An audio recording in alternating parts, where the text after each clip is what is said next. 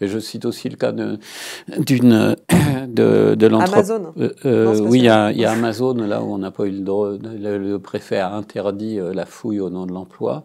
Et il y a aussi Lafarge, Holcim. Ouais. Eux, ils étaient encore plus forts parce que c'était des carrières de gravier donc dans la vallée de l'Aisne, dans le département de l'Aisne. Ils ont pleuré misère parce que c'est une petite entreprise qui n'a que 30 milliards de chiffre d'affaires en disant oui, d'accord, il y a une nécropole gauloise, mais c'est trop cher, donc on abandonne cette zone, on fouille pas. Et ce que les archéologues ont pu voir après, c'est que quand il n'y a eu plus personne pour regarder, non seulement ils ont détruit quand même, hein, ils ont détruit la nécropole et extrait le gravier, mais après ils ont remis de la terre pour faire croire que la nécropole elle n'avait pas été touchée, ce qui est quand même très, très fort.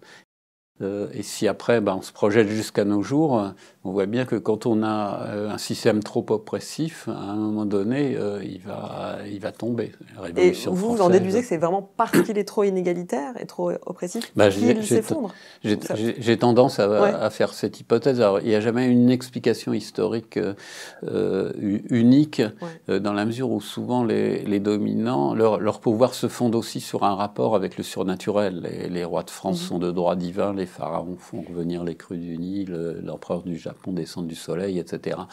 Donc on peut imaginer aussi que si il y a une dégradation climatique, eh bien le pouvoir, on commence à douter de la relation surnaturelle.